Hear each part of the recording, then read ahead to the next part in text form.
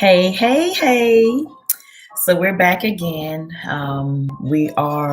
This is the month of May. This is Mental Health Awareness Month. And we're coming just to spread some love and hopefully to get you mentally motivated, right? My normal topic is on narcissism and narcissistic abuse.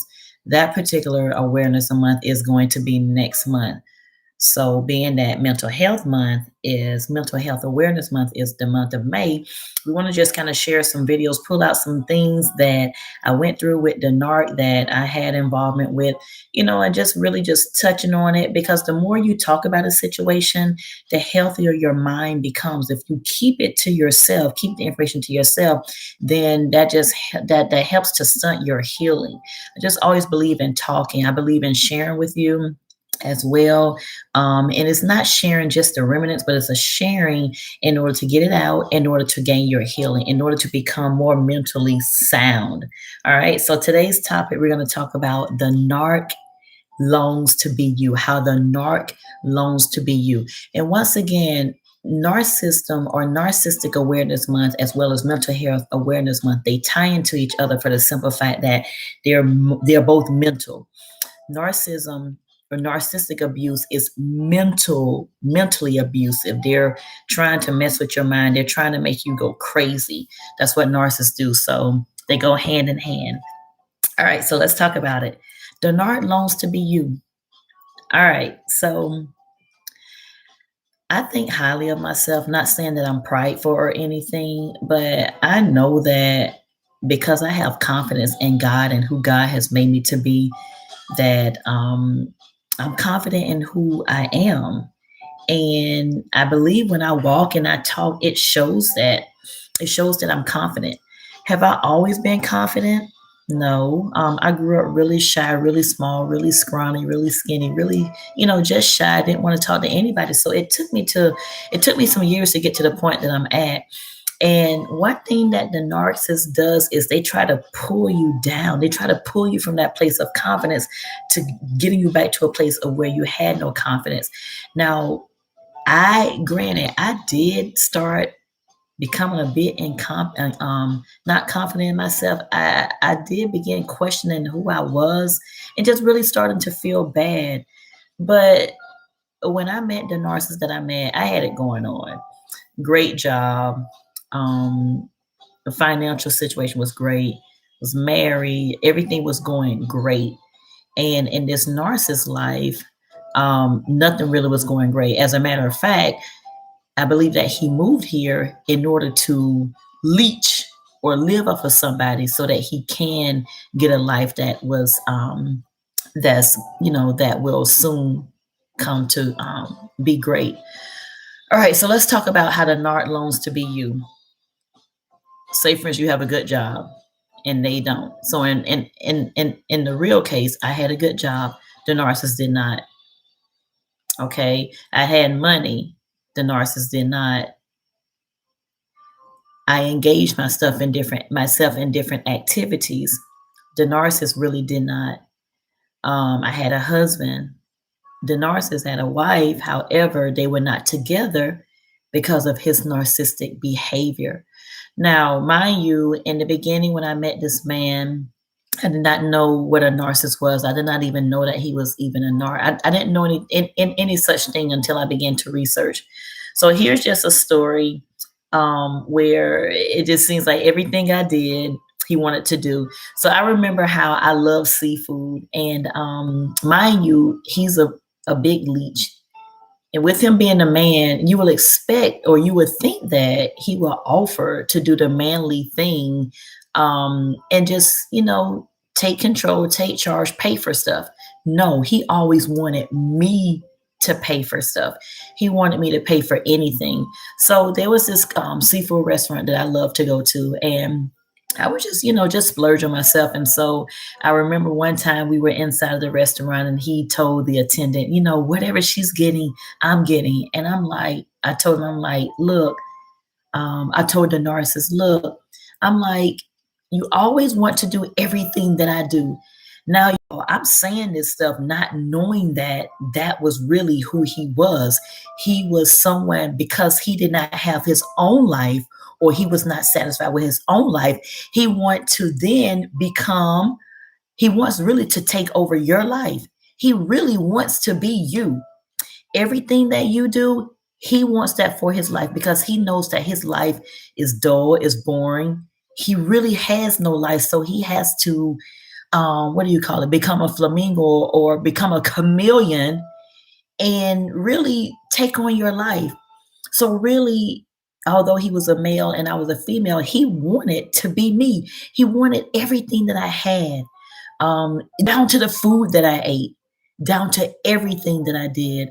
Um, my job, for instance, it was at the point where, okay, during the time that I was knowing him, I was working from home. And I never knew that he would listen in on my conversations with my students. So it was to the point of where I remember one day we were talking and he was just, quoting to the T what I would normally say to my students. So guess what? He's living, instead of him paying attention and focusing in on what he needs to do, he's focusing in on me.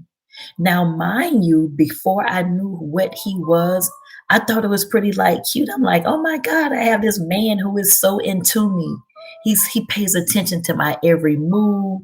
He pay attention to my every word. He pay attention even to my gestures, like any gestures. He pay attention to, like, if there's a string out of here, he's gonna always like try to tuck my hair behind my ear. And it's only because he thought that he was me, right? He was living his life through me during that time. So now I used to always wonder, why am I so drained after I finish with this narcissist? Like, why do I feel so overbearing and overwhelmed? It's because he was sucking the very life that was in me into himself. So, if you've ever heard of the term narcissistic supply or narcissist supply, I was his supply. He was basically feeding like a leech. He was feeding, like, how maybe a Dracula with the blood, he was really draining me. He was feeding like my energy. Whatever energy I had, he was feeding it into himself. And that's basically what kept him happy. Because without me during that time, he was a very unhappy, lost soul. But when he found me, the super empath, someone who's opposite of him, I was very kind. I was very giving. I was very loving. Not saying that I was perfect, but my life, to him, I had it going on. So that's the reason why we were together for about a year, until, I guess, how narcs get bored. They get bored, they begin, they want to put you aside and then eventually discard you. Okay. And then they're going to a new supply. So remember, when you're dealing with a narcissist, you're going to supply them for that very time. They never get rid of you, right? You can go no contact. Please do go no contact, because they're never on their own is going to get rid of you. It just takes you just really going off on them for them to just finally just back off. And right now, the narcissist who I was dealing with, he has backed off for a while. But trust me, he's going to come back around sooner or later. When I least expect it, he's going to come back around. But once again, this is just very short. The narc longs to be you, right? You can think of that as a privilege, all right? So here's the part where the mental awareness come in at. Think of it as a privilege, because you want to be somebody who is a role model. You want to be somebody who you want others to look up to you. You want to live a life so Christ-like, so becoming, that other people want to be like you. So in a way, knowing that the narcissist wanted to be me, it is a privilege, because I know I'm a great person. I know that I'm a loving person. I know that I'm a giving person. Now, if I was opposite, the narc would have probably never been attracted to me. So it's just very unfortunate that I was genuine and he is not, or he was not, or your narcissist may not. But just know that you are who God say that you are. You're a great person. So don't beat yourself up. Do not beat yourself up. Once again, this is Mental Health Awareness Month. You want to not be depressed, not be deprived. Just get out, love yourself, begin living again. Always, if you have any affirmations, say, get up in the morning or every day, just say, I am love. I am beautiful. Somebody wants to model after me. Somebody wants to model after my life.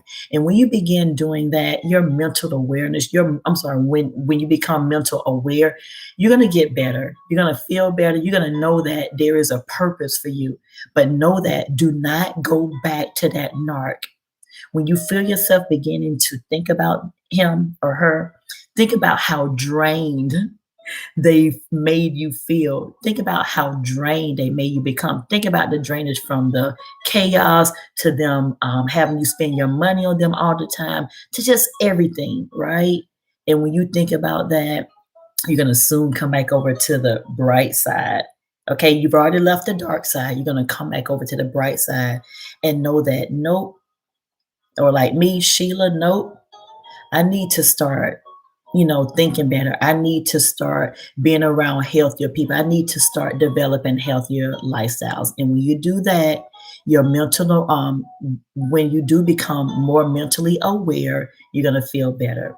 All right.